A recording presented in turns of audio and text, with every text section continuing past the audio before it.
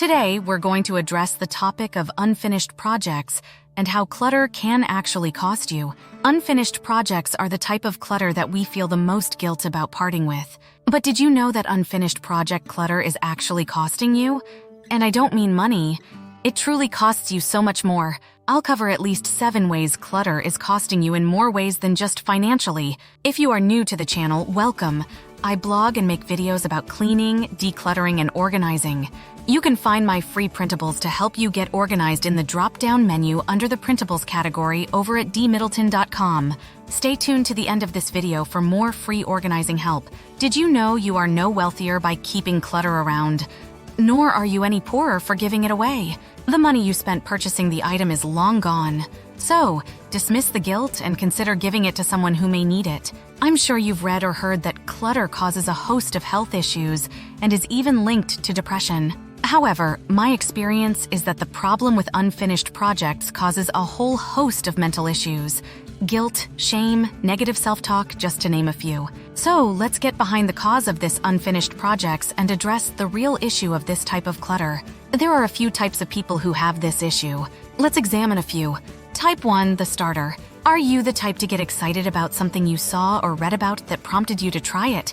Maybe it was a new hobby or a craft or even a remodel project.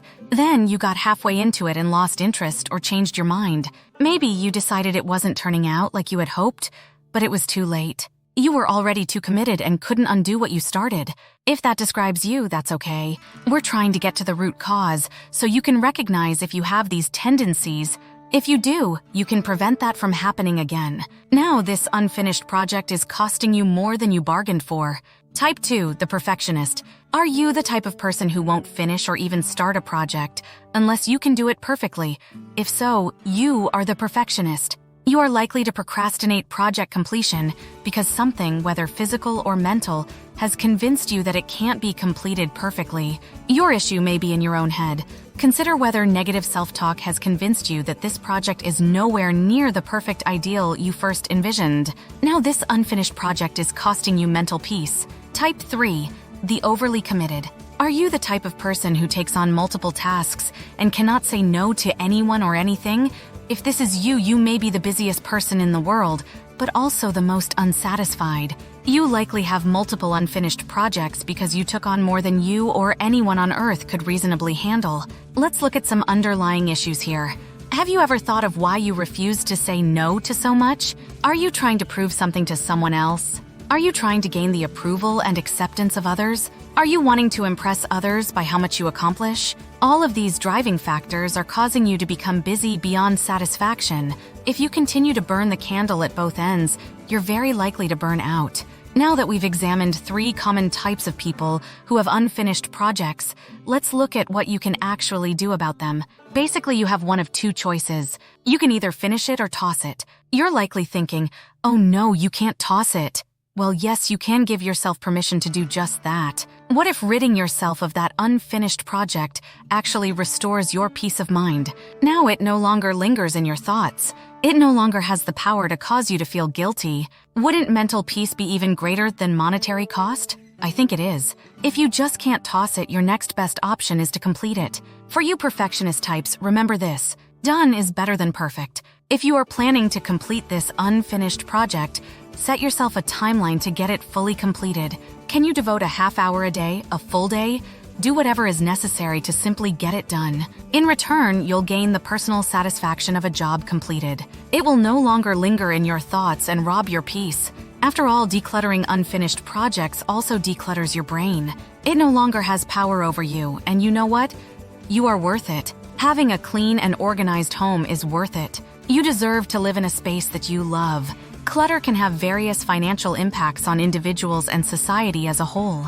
Here are some statistics that highlight how clutter can cost us money. Lost productivity. The National Association of Professional Organizers, NAPO, estimates that clutter and disorganization in the workplace result in the loss of 10–15% of an individual's salary due to wasted time looking for things. Storage costs.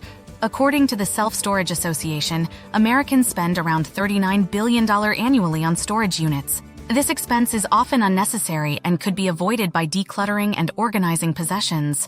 Impulse purchases. Cluttered environments can lead to impulse purchases as people try to compensate for the stress or dissatisfaction caused by clutter by buying more items. The average American spends over $1,600 a year on impulse purchases, as reported by a survey conducted by Slick Deals. Late fees and penalties. Clutter can lead to missed payments and misplaced bills, resulting in late fees and penalties. According to a study by NerdWallet, the average American household pays $279 in bank fees each year, much of which could be attributed to disorganization and clutter. Decreased property value. A cluttered home can negatively impact its resale value. According to a survey by Zillow, 82% of real estate agents believe a well-organized home is more likely to sell, and 50% of those surveyed believe a decluttered home could increase the selling price by up to 5%. Healthcare costs. Clutter can contribute to stress, anxiety, and even physical injuries due to tripping or falling over items. The American Psychological Association reports that stress is linked to many health problems, which can result in increased healthcare costs over time. Reduced efficiency in businesses. Clutter in the workplace can lead to reduced efficiency and effectiveness among employees. A study by Brother International Corporation found that employees spend an average of 38 hours per year searching for misplaced items, resulting in significant losses in productivity. These statistics demonstrate that clutter can have both direct and indirect financial costs, impacting individuals, businesses, and the economy as a whole. I hope you've enjoyed this video.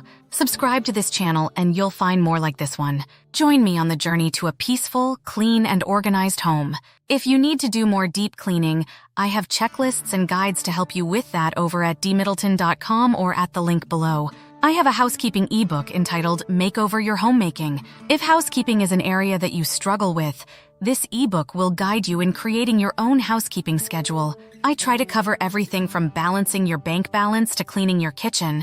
I will link that information for you in this video description. If you are looking to get more organized, I can help with that too. I blog and make videos about cleaning, decluttering, and organizing.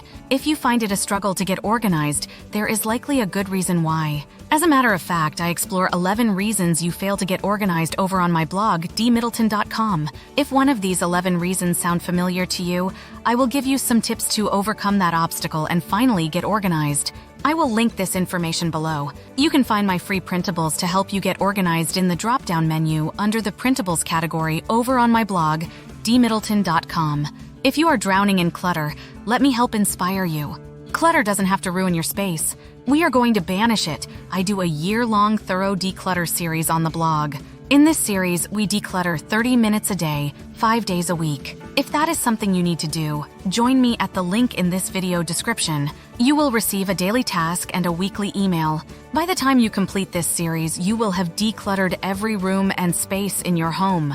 I have declutter lists for each room over at dmiddleton.com. I want to inspire you to create a home for everything and make your housework more manageable and less time-consuming. Once the clutter is gone, you will spend far less time cleaning it. So don't keep things around that take up your valuable space and time. Declutter it. Check out the links below to get started. Thanks for watching.